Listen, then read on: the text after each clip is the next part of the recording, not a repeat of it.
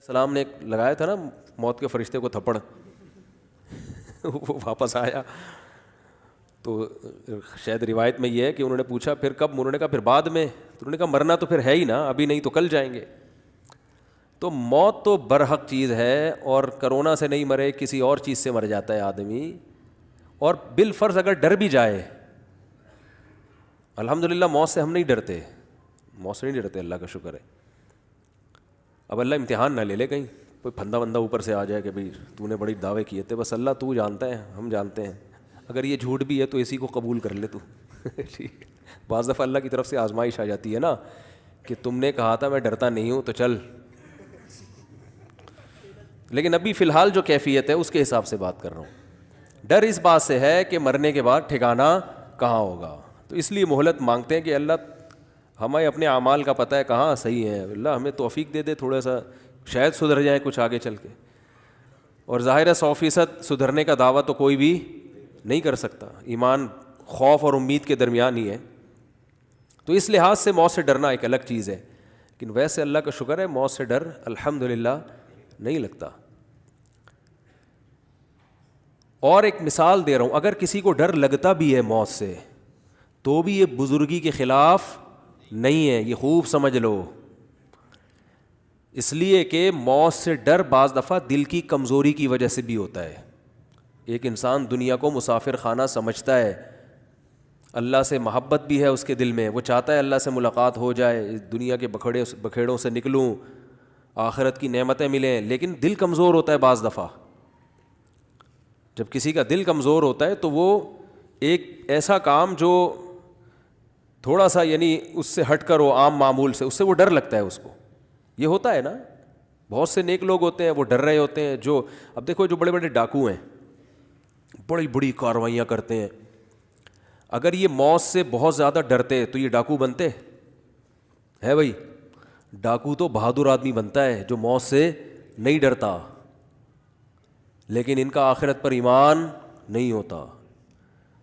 تو ان کو تو موت سے ڈرنا چاہیے بہت زیادہ، لیکن کیوں اتنا زیادہ ڈرتے تو ہیں لیکن بہت زیادہ نہیں. کیوں؟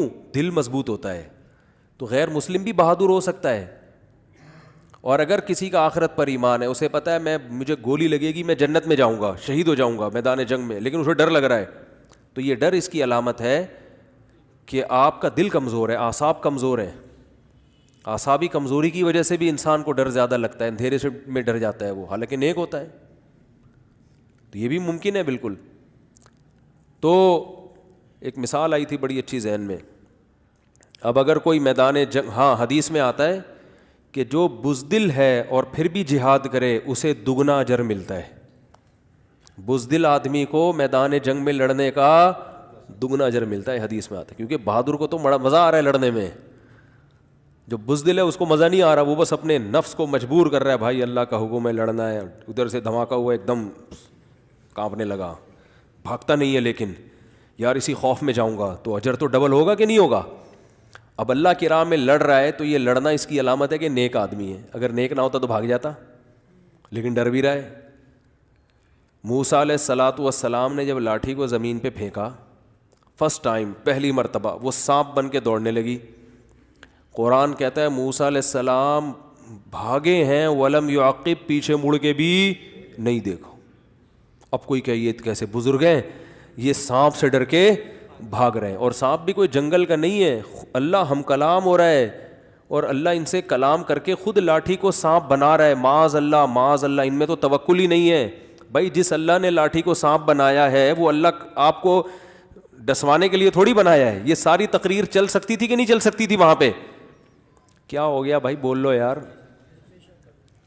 کہ بھائی یہ تو اللہ نے، کتنی زبردست کلام ہے. موسیٰ علیہ السلام کو بلایا کوہ طور پر، وما تلک بیمینک یا موسیٰ، اے موسیٰ یہ کیا ہے، اور میں نے تجھے پیغمبر بنا دیا اور اپنی ذات کے لیے منتخب کر دیا. پوری تفصیل حضرت موسیٰ کو یقین ہو گیا اللہ کا کہ ہم کلام ہو رہا ہے اور اللہ کے سائے میں آ گیا ہوں میں، اب مجھے کوئی نقصان نہیں ہو سکتا. اب اللہ اگر لاٹھی کو سانپ بنائے گا تو مجھے ڈسوانے کے لیے تھوڑی بنائے گا. اس کے باوجود جب سانپ ہے تو میرے بھائی سانپ سے ڈر لگتا ہے.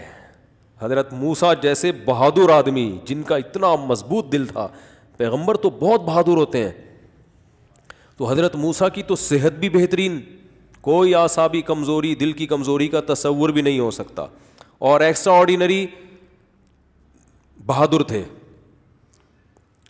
اس کے باوجود سانپ کو دیکھ کے خوف زدہ ہو کے بھاگے.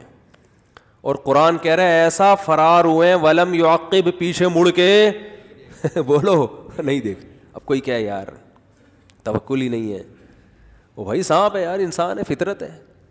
اللہ نے فرمایا لا تخف، اللہ نے کیا فرمایا؟ اقبل ولا تخف، واپس پلٹ، اے موسیٰ واپس پلٹ، خوف نہ کر. سنعیدها سیرتها الاولی، اس سانپ کو پکڑ، ہم اسے دوبارہ لاٹھی بنا دیں گے. دیکھو اللہ نے یہ نہیں کہا اس کو پکڑ لو، یہ کچھ نہیں کہے گا. اللہ کو شاید یہ خیال تھا کہ حضرت موسیٰ کو پھر بھی ڈر لگے گا کہ بھئی ہے تو سانپ ہی نا. تو اللہ نے تسلی دی. حالانکہ اللہ کی طرف سے اتنا کہہ دینا کافی تھا کہ اے موسیٰ ڈر نہیں، رک جا اور اس کو پکڑ لے، بس اتنا کافی تھا کہ نہیں تھا؟ کافی تھا. لیکن حضرت موسیٰ کو پھر بھی یہ خوف ہوتا کہ اللہ نے حکم تو دیا ہے سانپ پکڑنے کا، لیکن عین ممکن ہے پھر بھی ڈسے ہی ہے. تو اللہ نے یہ گارنٹی تھوڑی لی ہے کہ کچھ بھی نہیں ہوگا ہے، تو اس لیے اللہ نے گارنٹی دے دی. سنعیدها سیرتها الاولی، اے موسیٰ واپس اسی کنڈیشن میں لے آؤں گا، لاٹھی بن جائے گی، گھبرانے کی ضرورت نہیں ہے. کتنی تسلیاں، اس لیے کہ بشر ہے، انسان ہے بھائی، انسان ہے، ڈر لگتا ہے سانپ سے. اور اللہ کے کہنے پہ بھی سانپ پکڑنا آسان نہیں ہے. اگر اللہ ہم کو بقرعید میں قربانی کا جانور ذبح کرنے کے بجائے یہ کہتا کہ بیل کو ٹکر مارو کچھ نہیں ہوگا تمہیں، سانپ پکڑو کچھ نہیں ہوگا تمہیں، چھپکلیوں کو پکڑو کچھ بھی نہیں ہوگا، قربانی ہوتی پھر بھی کوئی نہیں پکڑتا. ڈر لگتا ہے، انسانی فطرت ہے. حدیث میں آتا ہے کہ پچھلی امتوں میں جب ایک بادشاہ نے خندقیں بنائی نا، سورہ بروج میں بھی واقعہ ہے، تو وہ آگ جلائی اس نے، اور جتنے جو ایمان نہیں لے کر آ رہے تھے بادشاہ پر، سب کو خندقوں میں آگ میں پھینکا ہے. تو ایک عورت کی جب باری آئی نا تو وہ ڈر رہی تھی بیچاری آگ میں چھلانگ لگاتے ہوئے، اس کو خوف پیدا ہو رہا تھا. تھی بڑے ایمان والی کہ تیار ہو، لیکن ڈر لگ رہا ہے. تو بچے نے ماں کی گود میں بولا کہ اے ماں ڈر نہیں، یہ جنت کا باغ ہے، یہ آگ نہیں ہے. پھر اس نے چھلانگ لگا دی. تو وہ ایمان والی تھی، اس کے باوجود اس کے خوف کو اللہ نے کیسے ختم کر دیا؟ ایک بچے کو ماں کی گود میں اللہ نے قوت گویائی دی ہے.